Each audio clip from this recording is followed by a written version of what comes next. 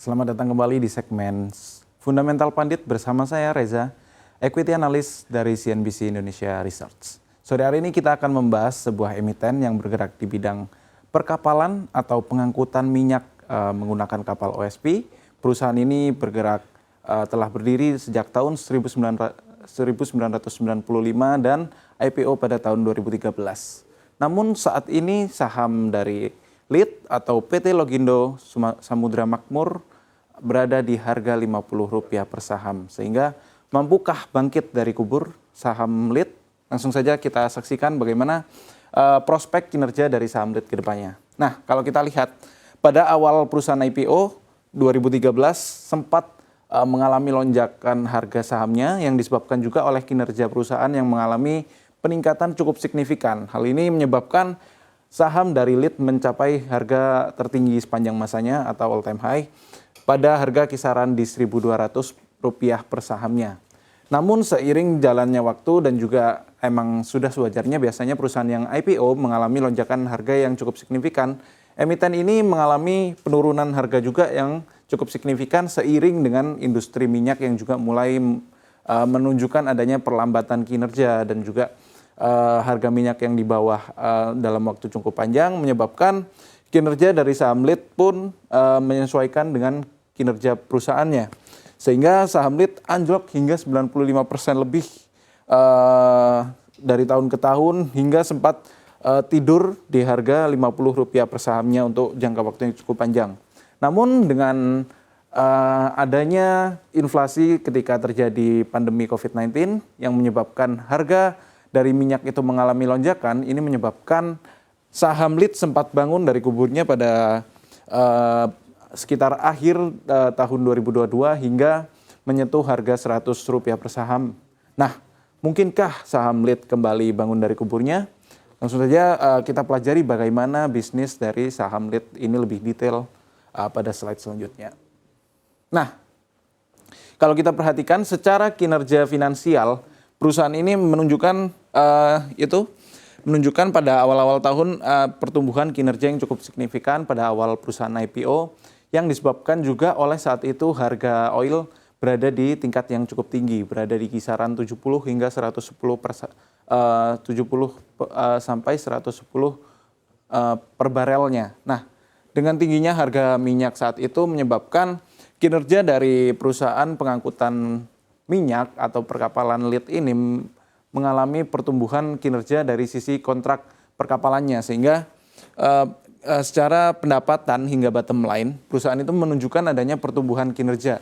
Laba bersih bertumbuh hingga 2014 yang tercermin juga dari pendapatannya yang juga bertumbuh. Namun pada tahun 2015 perusahaan ini mengalami penurunan laba bersih yang cukup signifikan. Hal ini disebabkan oleh anjloknya harga minyak pada tahun 2015 yang turun hingga di bawah harga $70 per barelnya. Nah, penurunan harga minyak pada tahun 2015 berlanjut hingga tahun-tahun selanjutnya yang sempat mengalami volatilitas namun tidak mampu bertahan cukup lama.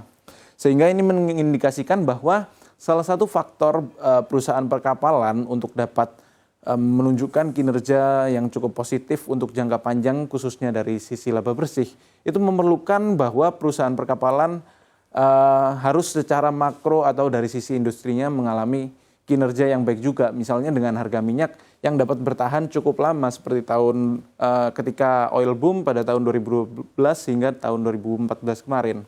Nah, yang menjadi pertanyaan mungkinkah ke depannya tahun 2023 mendatang dan 2024, 2025 harga minyak akan bertahan cukup tinggi mengingat saat ini secara makro dari sisi permintaan dan penawaran minyak terjadi shortage dari sisi pasokannya. Sedangkan dari permintaan seiring dari pandemi yang sudah mulai mereda dan juga suku bunga yang sudah di titik tertingginya dan ada potensi bahwa suku bunga akan diturunkan, ini mengindikasikan bahwa permintaan dari industri akan mengalami lonjakan. Otomatis dengan adanya lonjakan dari perindustrian, ini akan menyebabkan permintaan minyak juga akan mengalami lonjakan. Dengan hal tersebut, dengan adanya pasokan yang terbatas dan juga peningkatan permintaan, ini akan menyebabkan harga oil akan bertahan cukup lama dalam beberapa tahun ke depan.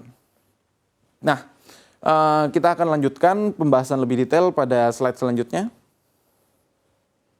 Nah, kita lihat seperti yang sudah saya jelaskan sebelumnya bahwa memang terdapat adanya shortage dari pasokan minyak dalam beberapa tahun terakhir yang seperti kita tahu dengan adanya kebijakan OPEC beberapa bulan yang lalu dengan mengurangi pasokannya, dengan mengurangi kapasitas produksinya 1 juta barel setiap kali mereka melakukan rapat, ini menyebabkan harga dari minyak ini berpotensi mengalami kenaikan secara jangka panjang. Yang kita tahu juga OPEC pun bukan hanya Arab Saudi.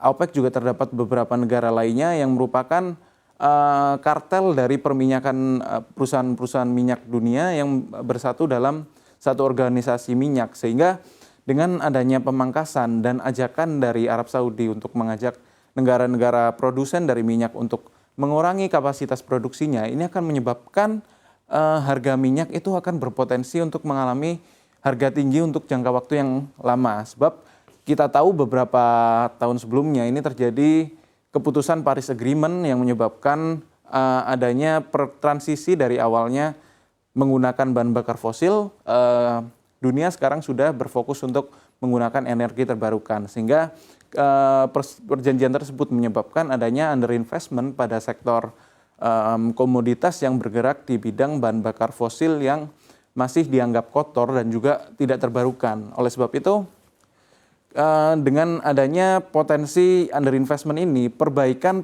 dari sisi pasokan itu akan membutuhkan waktu yang cukup panjang. Sehingga ini ada potensi bahwa harga minyak akan mampu bertahan untuk waktu yang panjang. Selain itu, kebijakan adanya pematokan harga oleh Amerika Serikat terkait dengan harga minyak berada di $70 per barelnya, ini menyebabkan dari sisi supply dan dari sisi permintaan ini tidak terjadi perubahan harga yang secara natural, sehingga ini memaksa harga bertahan di $70 padahal seharusnya secara harga sebenarnya minyak itu sudah berpotensi mengalami lonjakan. Namun dengan adanya patokan harga ini akan berpotensi menyebabkan harga minyak akan bertahan di harga tinggi untuk jangka waktu yang cukup panjang.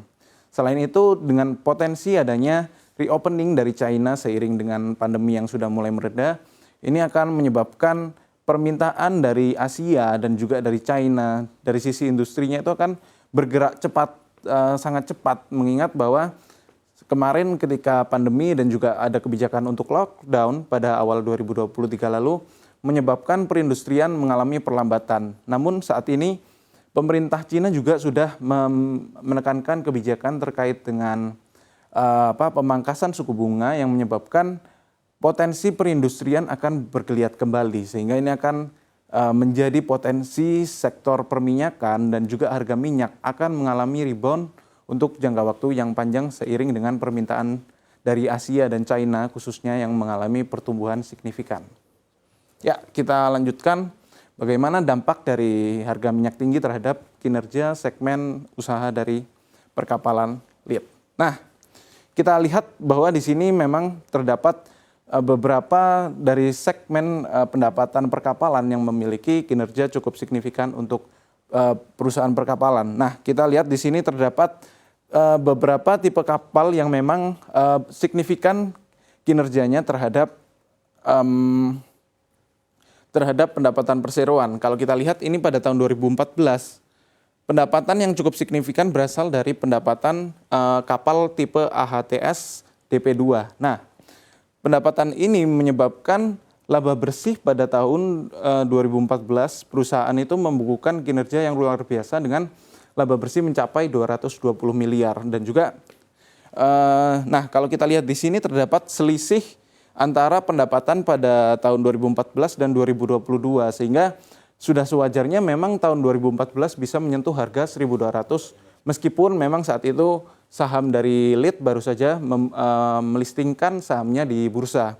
Namun saat ini dari sektor kapal AHTS DP2 ini masih membukukan pendapatan hanya sebesar 10,72 juta dolar. Sehingga ini akan menjadi potensi kedepannya ada gap yang akan dipenuhi apabila perusahaan dapat memenuhi kontrak ke depannya. Selain itu, kita juga melihat dari sisi suplai kapalnya, kita tahu bahwa tidak terjadi perubahan antara suplai kapal pada tahun 2014 dan juga 2022, khususnya dari kapal tipe AHTS DP2. Nah, sedangkan kalau kapal-kapal yang mengalami penurunan jumlah itu berasal dari kapal LCT dan juga kapal lain-lainnya seperti kapal TB dan juga PSV, DSV, CB, and Barge. Nah, inilah yang menjadi penurunan kapal yang cukup signifikan dari tahun 2014 ke tahun 2022. Sehingga kalau kita lihat secara dari pendapatan kapal yang tipe others atau yang kapal lain-lainnya ini tidak mengalami penurunan yang cukup signifikan, namun secara pendapatan tidak berdampak signifikan terhadap pendapatan perseroan. Nah, berdasarkan pemaparan ini kita dapat mengetahui bahwa prospek dari saham LIT atau PT Logindo Samudra Makmur ini berpotensi mengalami perbalikan arah atau yang biasa dikategorikan sebagai saham turnaround. Mengingat bahwa 7 tahun perusahaan sudah membukukan kerugian hingga saldo laba dari perusahaan pun juga membukukan saldo laba negatif. Ini menjadi potensi bahwa kedepannya perseroan akan cukup kesulitan untuk kembali mencetak laba ke depan, mengingat bahwa kinerja dari perusahaan itu sudah cukup negatif untuk jangka waktu yang lama, sehingga dengan kinerja negatif itu perusahaan akan menambah utang dan juga itu akan menyebabkan beban keuangan dari perusahaan itu cukup tinggi. Namun dengan adanya perbalikan arah dari harga minyak ini akan menjadi prospek yang positif juga ke depannya untuk perusahaan LIT ke depannya, dengan adanya potensi bahwa perusahaan secara fundamental dari tahun 2014 yang mencetak laba bersih tertingginya tidak mengalami perubahan yang cukup signifikan secara kinerja operasionalnya pada tahun 2022. Sehingga masih ada potensi ke depannya bahwa memang saham LIT ini akan bangun kembali atau bangkit dari kuburnya dan tidak lagi tidur di harga Rp50 per saham. Ya, pemaparan ini memang hanyalah analisis dari saham LIT yang bertujuan untuk edukasi dan juga pembelajaran untuk kita semua. Namun disclaimer keputusan investasi tetap berada di tangan Anda. Demikian saya kembalikan ke Safrina. Terima kasih.